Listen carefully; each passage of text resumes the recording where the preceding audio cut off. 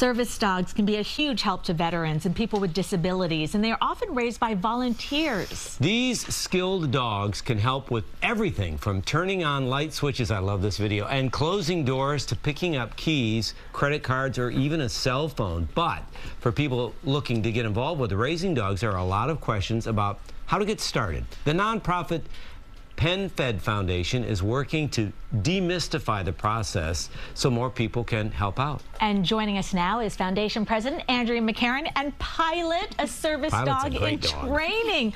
Oh my gosh, he is so cute. He's gonna bite you. He's teething. Andrea, first though, let's talk about how service dogs help veterans and people with disabilities. Well, first of all, there's such an urgent need for service dog puppy raisers because the current wait time for a veteran or someone else with a disability is up to 2 years.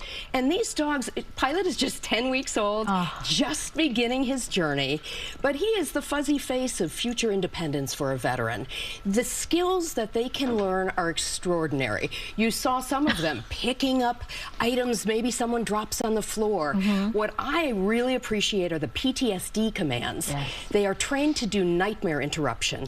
So if a veteran is having night terrors, maybe from a combat deployment, the dog is trained to pull down the comforter, turn on a light switch, and then climb in bed on top of his. Isn't it amazing?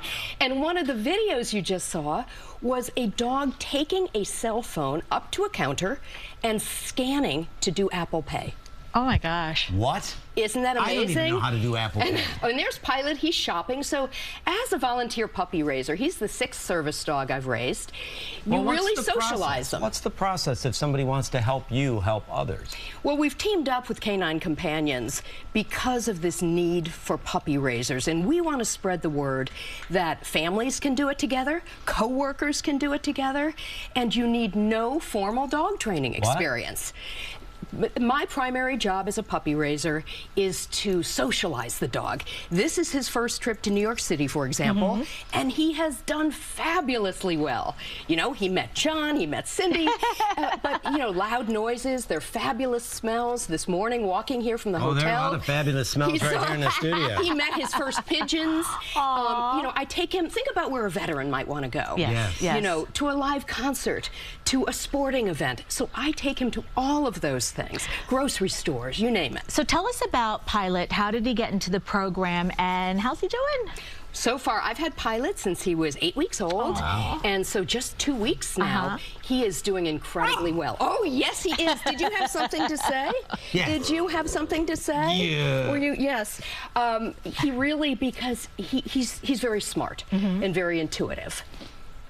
I gotta tell you, can we hold him? Do you want to pet him? Please. You know, normally we don't let people touch them when they're wearing the vest, but, you know, of course. Yeah, but part of this is about socialization, though, right? Right, and being on good manners. Give him some love. Give him some love. Come on, just give him a little. But check out those little teeth. So what is the commitment? It's 18 months? I get him at age 8 weeks. Okay. And I raise him and socialize him until about 18 months. Oh, wow. So, and then say goodbye. And the question I get every day is, how can you love and nurture a dog like this? And then give it and then say goodbye. Yeah. And I have a couple of replies. One is, how can I not?